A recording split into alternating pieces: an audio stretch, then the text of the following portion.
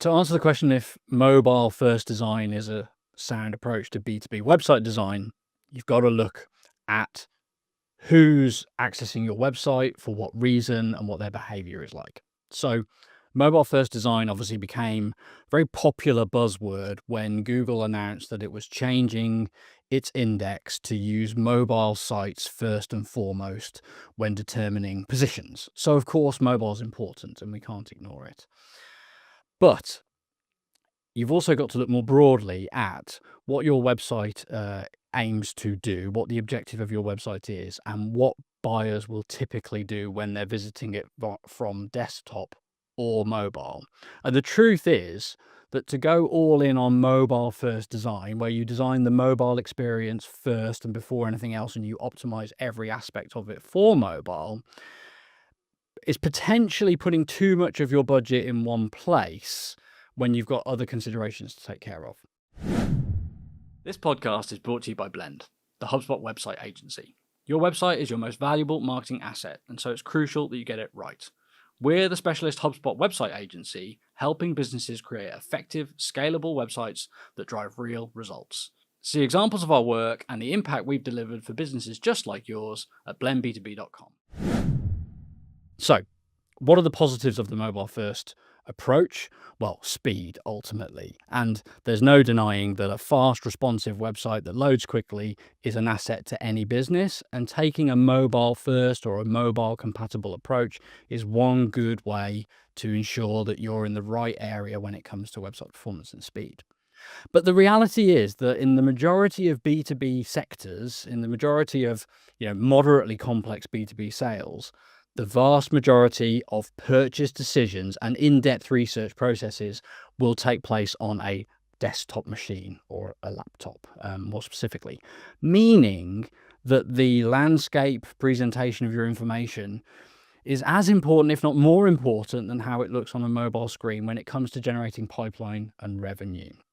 So clearly, putting all of your effort, all of your budget into a totally optimized mobile first design runs the risk of impairing the performance of your desktop website when buyers are making decisions.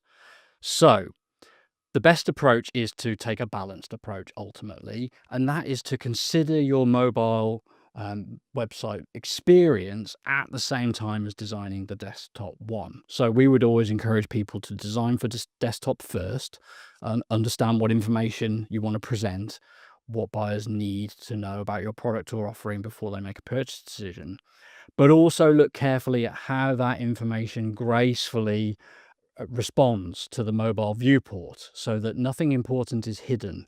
Nothing important breaks when visitors do visit it on mobile or when Google looks at it on mobile. And by taking that balanced approach, you can absolutely make your investment work the hardest for you and balance the benefits of both. A fast, mobile compatible website that ensures you rank well and loads fast and gives a positive user experience, and that no critical information is hidden from a mobile visitor. But then when buyers do come to your website on their desktop to look really closely at what you offer and to make a purchase decision, you've got an experience that's optimized and aligned to their requirements when they do that. So mobile first, not necessarily. Mobile compatible, absolutely. Another risk associated with taking the mobile first approach is that your user experience, your navigational approaches on desktop start to take elements of mobile design into them. And this is well known to be counterproductive. So burger menus, collapsed, hidden, expanding menus, which are absolutely necessary on mobile, are a terrible idea on desktop. They're proven again and again to hide critical information behind more clicks than is necessary and to reduce the frequency with which buyers see those links, visit those pages, and consume the content that they hold, which ultimately decreases your conversion rate into high intent leads, pipeline, and revenue at the end of the day.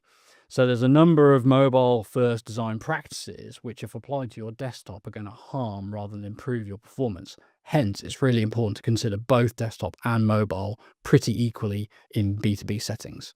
If you're in any doubt about this, take a look at your analytical data to understand where your visitors are coming from.